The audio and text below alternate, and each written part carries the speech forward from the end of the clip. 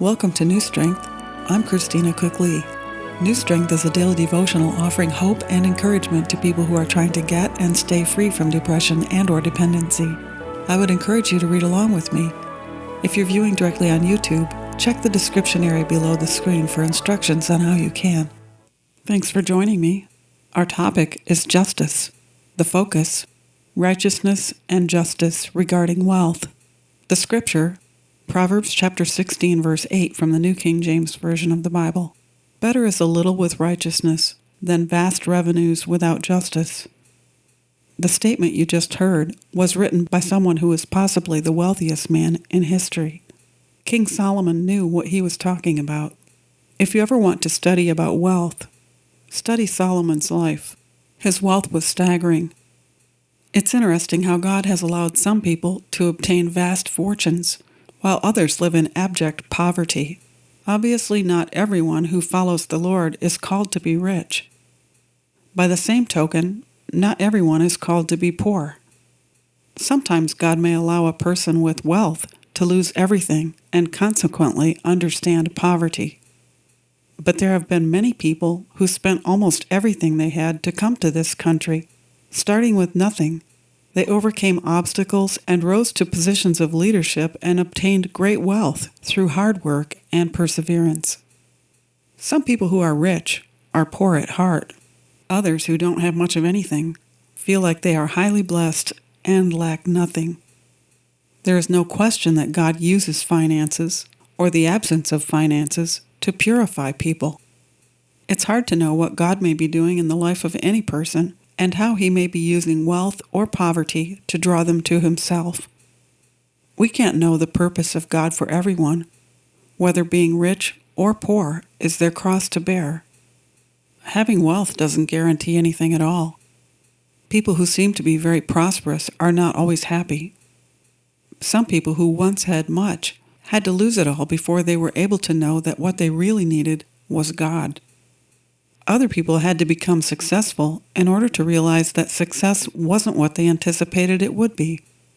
Often people who started out with nothing and then achieved financial security look back over their life and realize they were much better off with less. The Bible has a lot of references about the woes of wealth, not to say there weren't wealthy people who followed after God.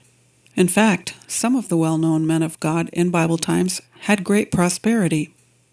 However, it's a common misconception that having money solves everything. People who have it will agree that having money is complicated. Many wealthy people have to constantly be watching out for those who would try to take advantage of them. Dishonest people are always looking for ways to make use of other people's money. Wealth can put people in a position of being envied by others who have less and are jealous. Some wealthy people can't enjoy life because they don't feel safe. When money has been gained through injustice, a wealthy person might be tormented by guilt and anxiety. They may become paranoid and unable to live a normal life, knowing that they may be caught at any time. If they are found out, they know they will have to face the consequences of their greed.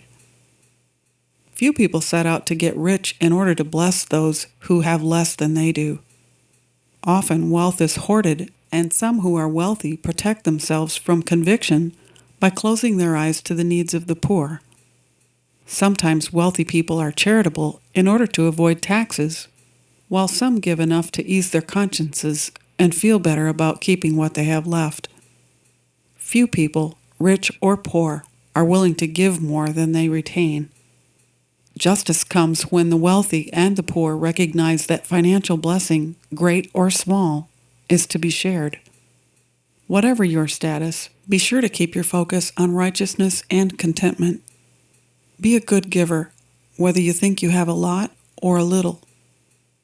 Learn to be content with less, and learn to know the joy of generosity.